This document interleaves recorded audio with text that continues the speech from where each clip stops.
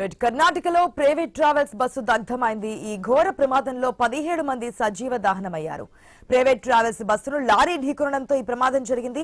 బస్సులో ఒక్కసారిగా మంటలు చెలరేగడంతో చాలా మంది ప్రయాణికులు బస్సులోనే చిక్కుకుపోయారు. బస్సు బెంగళూరు నుంచి శివమొగ్గ వెళ్తుండగా ఈ ప్రమాదం జరిగింది. ప్రమాద సమయంలో బస్సులో మొత్తం 32 మంది ఉన్నారు. పోలీసులు అధికారులు ఘటనా స్థలికి చేరుకుని సహాయక చర్యలు చేపట్టారు. మన విజువల్స్ లో కూడా క్లియర్ గా చూస్తున్నాం ఏ స్థాయిలో అక్కడ మంటలు వ్యాపించాయో. బస్సును మొత్తం కూడా మంటలు చుట్టుముట్టేసినటువంటి విజువల్స్ మనం ఐ న్యూస్ స్క్రీన్ లో ఎక్స్క్లూజివ్ గా చూస్తున్నాం. మొత్తం అక్కడికక్కడే 17 మంది ఆ బస్సులో ఆ మంటల్లో కాలి బూడిదైపోయినటువంటి సిచ్యువేషన్ మనకు కనిపిస్తోంది. ఒక్కసారిగా ఈ ప్రైవేట్ ట్రావెల్స్ బస్సును లారీ ఢీకొనడంతో ఇంత స్థాయిలో ప్రమాదం జరిగినట్టుగా తెలుస్తోంది.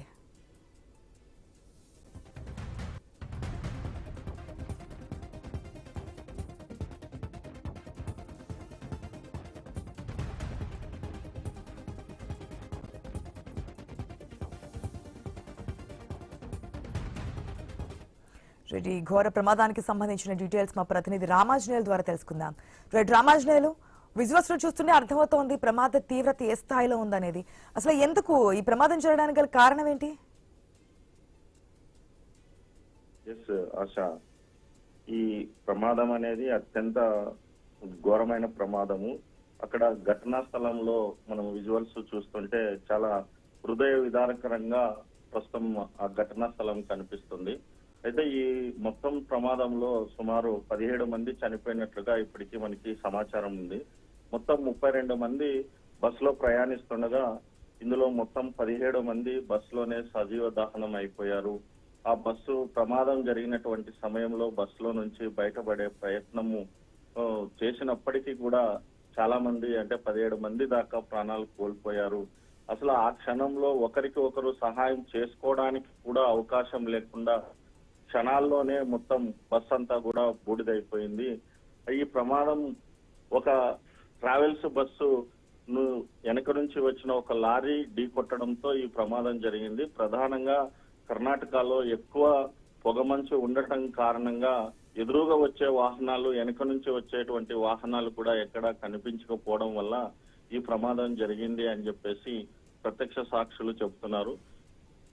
ప్రధానంగా ఇది 2 గంటల సమయంలో ఈ ప్రమాదము జరిగింది. అంటే డివైడర్ ని ఢీ కొట్టి రాంగ్ రూట్ లో వచ్చినటువంటి మరి ఈ లారీ బస్సును ఢీ కొట్టడంతో ఈ ప్రమాదం జరిగింది. మొత్తం బస్సులో 32 మంది దాకా ప్రయాణిస్తున్నారు.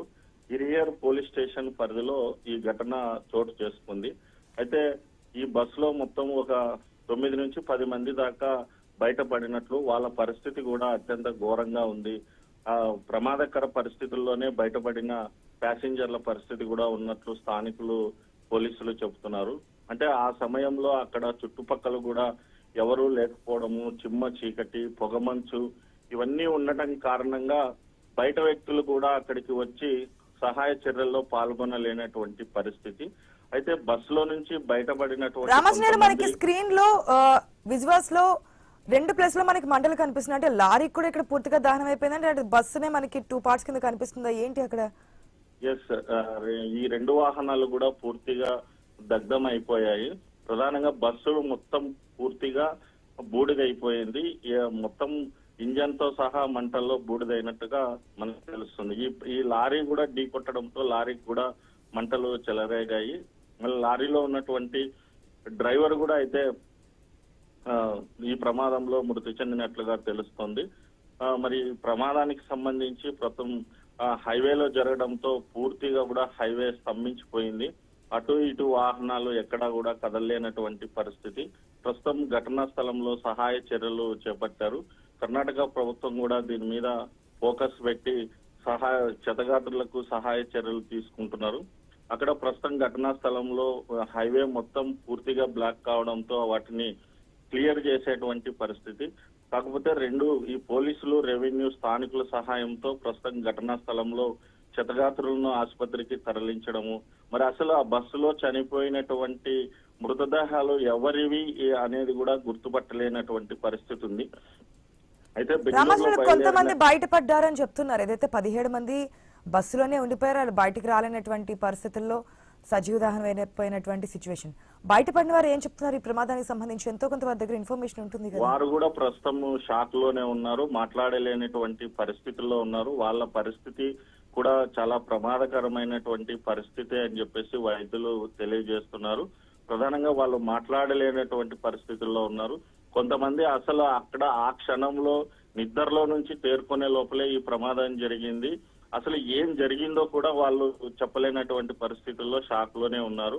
కాకపోతే వాళ్ళ కొంతమంది ఈ 9-10 మందిలో బయటపడినటువంటి 9-10 మందిలో మాత్రం ఒక 2-3 మాత్రమే స్టేబుల్ గా ఉన్నారు. వాళ్ళు కూడా మాట్లాడలేనటువంటి షాక్లు, అంటే ఆ క్షణం ఏం జరిగింది, ఎలా జరిగింది అనేది కూడా వాళ్ళు చెప్పలేనటువంటి పరిస్థితి ఉంది. అంటే ఇదంతా క్షణాల్లోనే యాక్సిడెంట్ జరగడము, బస్సు దగ్ధం కావడము, ఆ తర్వాత ఏం జరిగింది అనేది కూడా వాళ్ళకి తెలియనటువంటి పరిస్థితుల్లో ఉన్నారు. ట్రావెల్స్ యాజమాన్యం ఏమైనా స్పందించినట్టు ఇన్ఫర్మేషన్ ఉందా రామాంజనేయులు? ప్రస్తుతం యజమానికి సంబంధించి అంటే ఆ యజమానితో పాటు సిబ్బందికి సంబంధించిన సమాచారాన్ని కూడా సేకరిస్తున్నారు. ఈ బస్సులో ఎవరెవరు ప్రయాణిస్తున్నారు, వాళ్ళ వివరాలను సేకరించే పనిలో ప్రస్తుతం మరి అధికారులు ఉన్నారు. అయితే యజమాని మాత్రం ప్రస్తుతం అందుబాటులో లేరు. అయితే సిబ్బంది దగ్గర ప్రస్తుతం పోలీసులు వాటి వివరాలు సేకరిస్తున్నారు. బస్సులో ఎంతమంది మహిళలు ఉన్నారు, ఎంతమంది పిల్లలు ఉన్నారు, బస్సులో మొత్తం నిజంగా 32 మందే ఉన్నారా, ఇంకా ఎక్కువ మంది ఉన్నారా అనేది ప్యాసింజర్ల వివరాలను సేకరించి ఈ వాళ్ళ బంధువులకు సమాచారాన్ని అందించే ప్రస్తుతం పరిస్థితి అయితే కొనసాగుతుంది. ఆశ రామాంజనేయులు, ఎన్ని గంటల ప్రాంతంలో ఈ ప్రమాదం జరిగింది? ప్రస్తుతం అక్కడ పరిస్థితి ఏంటి?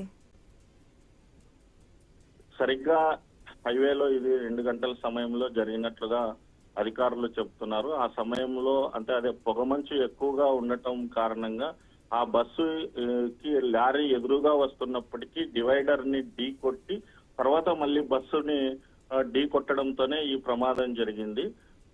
వెంటనే ఇంకా మంటలు చెలరేగడము, ఈ ప్రమాదం అంతా కూడా సంభవించింది. ప్రస్తుతం హైవేలో అక్కడ ట్రాఫిక్ పూర్తిగా స్తంభించిపోవడంతో ట్రాఫిక్ నంతా కూడా క్లియర్ చేసే పరిస్థితి ఘటనా స్థలంలో కనిపిస్తుంది.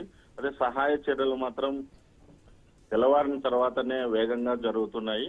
అక్కడ ఉన్నటువంటి స్థానికులు సహాయంతో కూడా కొంతవరకు కూడా అక్కడ సహాయ చర్యలు కొనసాగుతున్నాయి.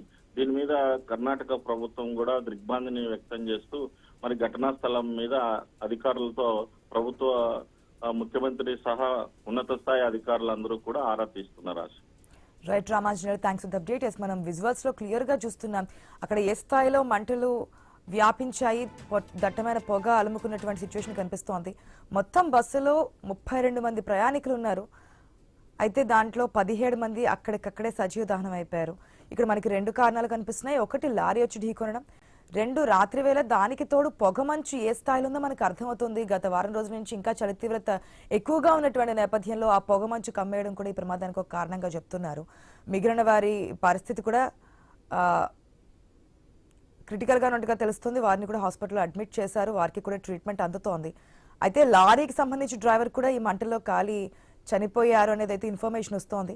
ఏం జరిగింది, ఏంటి ఈ ప్రమాదానికి గల కారణం ఏంటి, బస్సులో ఎంతమంది ఉన్నారు, ఎవరెవరు సేఫ్గా ఉన్నారు, ఎవరెవరు చనిపోయారు అనే వివరాలకు సంబంధించి ట్రావెల్స్ యాజమాన్యాన్ని వివరాలు అడిగి తెలుసుకున్నట్టుగా అయితే ఇన్ఫర్మేషన్ వస్తోంది.